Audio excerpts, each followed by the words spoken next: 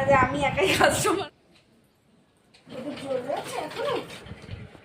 Hello বন্ধুরা, good morning. আর আজকে সকালটা দেখো একেবারে ভাত বসানো দিয়ে শুরু করলাম। তো এখানে ইন্ডাকশানে ভাত বসিয়ে দিয়েছি। আর আমরা কিন্তু বেশিরভাগ সকালে ভাত করা হয় যে সেটা ইন্ডাকশানেই করি। তারপরে দেখো এখানে আজকে মাম্মামের জন্য করে দেবো হচ্ছে আর কি পাস্তা। তো অল্প একটু চাউমিনও ছিল, দুটো মিশিয়ে আর কি করে দিচ্ছি মাম্মামের টিফিনের জন্য। আর যেইটুকুনি থাকবে সেটুকুনি আমি খেয়ে নেব। তো যাই হোক, এখানে এখন তো এখানে আমি আলু, পেঁয়াজ আর একটু ডিম দিয়েই করব। আর সত্যি কথা জানো তো, পাস্তা কিংবা চাউমিন আমি আলু ছাড়া না ভাবতেই পারি না। কেন জানি না, আমার বেশ ভালো লাগে আলুর ফ্লেভারটা, আলু একটু মুখে পড়বে। তো যাই হোক, আর মামাম যেহেতু খাবে তো ওই জন্য শুধু শুধু ওইটার থেকে ভাবলাম চলো একটু আলু দিলে ভালোই হবে। ওই জন্য ও খুব একটা খেতে চায় না পেঁয়াজ আলু, জানো এগুলো বেছে বেছে ফেলে দিতে চায়। যাই হোক, বলতে বলতে দেখো কিন্তু আমার রেডিও হয়ে গেছে। আর দেখতে কি সুন্দর লাগছে তাই না বলো? আর খুব বেশি লঙ্কা দিইনি, একটা ছোট্ট একটু লঙ্কা দিয়েছি। আর অল্প অল্পই দিয়েছি, খুব বেশি আমি স্পাইসি করছি না। তো একদম হালকা পাতলাই করছি, কারণ যেহেতু মামাম খাবে ওই জন্য। তো যাই হোক, তারপরে দেখো এই যে মামামের টিফিন বাটিতে কিন্তু আমি বেড়ে দিয়েছি, দিয়ে এখানে এখন এটাকে ঠান্ডা হলে তারপরে ব্যাগে ঢুকিয়ে নেবো। তো দেখতে কি সুন্দর লাগছে তাই না বলো? ভীষণ সুন্দর লাগছে, আর খেতেও ভালোই হয়েছিল। তো যাই হোক চলো, এটাকে পরে ঢুকিয়ে দেবো। তো তারপরে দেখো ফাইনালি স্কুলে গিয়ে স্কুল থেকে আমরা বাড়ি চলে এসেছি। আর দেখতে পাচ্ছ 2 গ্লাস এখানে, এটা কিন্তু জুস না, এটা হচ্ছে গ্লুকন-ডি। তো এই যে বিউটি রানি আমার সাথে আমার বাড়িতেই এসেছিলো, ও আর বাড়ি যায়নি। তো যেহেতু প্রচণ্ড পরিমাণে বাইরে রোদ ছিল, রোদের থেকে এসে প্রচণ্ড হাঁপিয়ে গেছিলাম। তো এখানে আমরা খেয়ে নিলাম গ্লুকন-ডি। তো এখন এই যে এখানে গ্লুকন-ডি খাবো। তো আমি বলছিলাম খা খা, যেহেতু একটু ঠান্ডা জল দিয়ে হালকা আর কি ঠান্ডা গরম মিশিয়ে করেছি। তো ওরও একটু গলার প্রবলেম রয়েছে, ওই জন্য খুব বেশি ঠান্ডা জল দিয়ে করিনি। তো এত গরম লেগে গেছিলো আগে এসে, কি আর বলবো, প্রচণ্ড কষ্ট ছিল। আজকে যে রোদের কি তেজ ছিল। তো আমরা এইগুলো নিয়েই কিছু একটা বলাবলি করছিলাম। যাই হোক, তো চলো গ্লুকন-ডিটা খেয়ে নিই।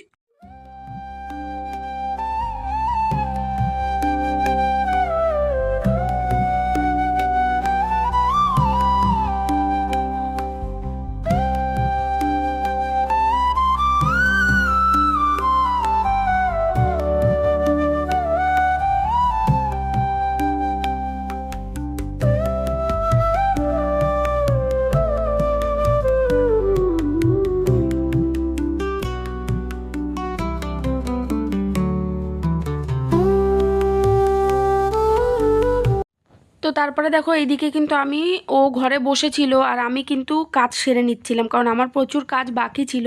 তো এসে দেখো ফাইনালি আমি কলপাটটাকে ধুইয়েছি, ধুয়ে ঠুয়ে এবার আমি লাইলিনগুলোকে ধুয়ে দিচ্ছি। তো লাইলিন আনতে গেছিলাম। তো এগুলো হচ্ছে মালগুলো কাটতে হবে। তো প্রচণ্ড পরিমাণে হাওয়া দিচ্ছিলো, যার জন্য দেখো লাইলিনগুলো গুটিয়ে যাচ্ছিলো। যাই হোক, তো এখন হচ্ছে লাইলিনগুলোকে ধুয়ে দিচ্ছি। আর তার মধ্যে কিন্তু আমি আরও বেশ অনেক কাজ সেরে নিয়েছিলাম, সেগুলো তোমাদের সাথে শেয়ার করা হয়নি। তো অল্প অল্প অল্প অল্প যতটা পাচ্ছি করছি, কারণ কি কাজের যেহেতু তাড়াহুড়া লেগে রয়েছে, ওই জন্য না খুব বেশি সব দিকে আমি ক্যামেরা সেট করে কাজ করতে পারছি না। তো যাই হোক, এখানে এখন লাইলিনগুলোকে সমান করে মেলে দিচ্ছি। আর নিচের যে দড়িটা দেখছো এখানে না, এই যে দড়িটা একটা, যে দড়িটা নিচের দিকে ঝুলছে, এই দড়িটা কিন্তু পুরনো দড়ি।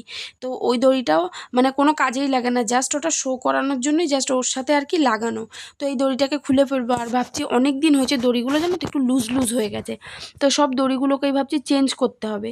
তো দেখা যাক, দেখি সময় সুযোগ করে, কারণ দড়ি চেঞ্জ করতে গেলে তোমাদের দাদাভাইকেও থাকতে হবে, না হলে একা একা আমি পারবো না।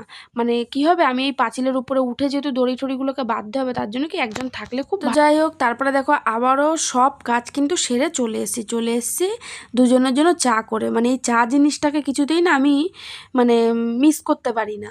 তো ও বলছিল গরমের মধ্যে আর চা খাবো কি খাবো না দোনোমনো করে। তো আমি জোর জবরদস্তি কিন্তু চাটা খাই। আর সব বোতলগুলো ফাঁকা ছিল, এখানে জলের বোতলগুলো। যাই হোক, তো এখানে একটু চা খেয়ে নিলাম, প্রচণ্ড কষ্ট হয়ে গেছিলো আমার, জানো না। তো যাই হোক, এখানে কিছু একটা দেখার জন্য মনে হয় আমি না বাইরে গেছি, না কোথাও একটা গেছিলাম। তো চলো এখন ও হ্যাঁ, বাইরেই গেছিলাম। ওই দেখো জানলা দিয়ে দেখা যাচ্ছে, যেহেতু ভয়েস ওভারটা পরে দিচ্ছি তো ওই জন্য খেয়াল নেই। তো কিছু একটা কারণের জন্যই বাইরে গেছিলাম। তো যাই হোক, চলো এখন একটু দুজন মিলে গল্প করি আর চা খাই। তো আমাদের কিন্তু গল্পের শেষ থাকে না, জানো না, এটা ওটা সেটা বলতে বলতে। তো আজকে আর অন্য কেউ আসেনি, সবাই বাড়ি চলে গেছিলো। তো বিউটি রানী একটুখানি ছিল বলে আমি বললাম চল আমার সাথে আমার বাড়িতেই চল। তো ওকে কিন্তু একা একা বসিয়ে রেখে আমি সব কাজ সারলাম। মানে একা একা বসে থাকলো, কি করব, কারণ কাজগুলোকেও সারতে হবে। ও তো বলছিল যে একদম না, চলো আমি হাতে হাতে করে দিই তোর কী কাজ করতে। আমি বলছি না, আমার বাড়ি কি কাজ করতে এসছিস, তাই না? যাই হোক, তো তারপরে দেখো দুজন মিলে এখানে গল্প করছিলাম। তো চাটা, তো দেখো একটু বেরিয়েছি, যাচ্ছে হচ্ছে মা পানতে, এই যে মাম্মাম আর এই যে আমি। চলো।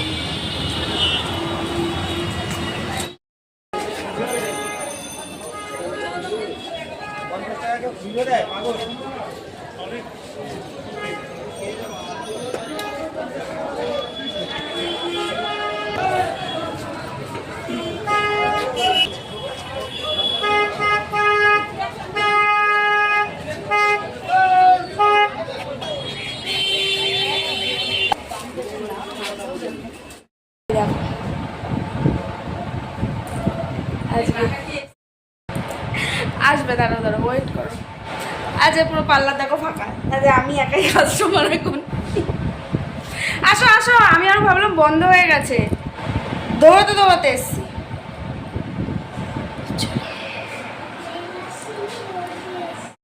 তো দেখো বাড়ি চলে এসছি, বাড়ি এসছি, মুখটা একটু চেঞ্জ লাগছে, আইব্রো করিয়ে এসছি। তো এই যে, আর দাঁড়াও তোমাদেরকে দেখাই। তো এই দেখো এখানে চা করে নেওয়া হয়ে গেছে, এসে দেখছি দিদি চলে এসছে। এই যে দিদি পড়ি, আজকে আর মামামের পড়া হলো না। আর এই দেখো আসার সময় এনেছি ডালের বড়া, এই যে ও চাটনিতে কাগজ দিয়ে দিয়েছে, এই যে মাকে দেখাতেও পাচ্ছি না, দেখো। তো চলো চাটা খাই, সেই বেরিয়েছি কখন দেখলে তো। চলো খাও, খাও, তুমি খাও, এটা খাও, তুমি জল খেয়ে এটা খাও। চা খাবো, চা খেয়ে দেখো নিচে এখানে তরকারি সবজি কাটবো, মানে রান্না বসাবো। ওই যে দেখো বলে হাই গাইস। তো এখন ওই মানে চাটা খেয়ে তারপর আর কি রান্না বসাবো। করব হচ্ছে মাছের ঝোল করবো। আগের দিন ওই যে দেখলে রুই মাছ এনেছি, সেটা দিয়ে আর কি লাউডাটা দিয়ে মাছের ঝোল করবো। তো তোমার দাদাভাই সকালেই লাউডাটা এনেছে, তোমাদেরকে দেখানো হয়নি। তো এখন চাটা খেয়ে তারপরে আর কি সবজি কাটবো। তো চলো চাটা খাই।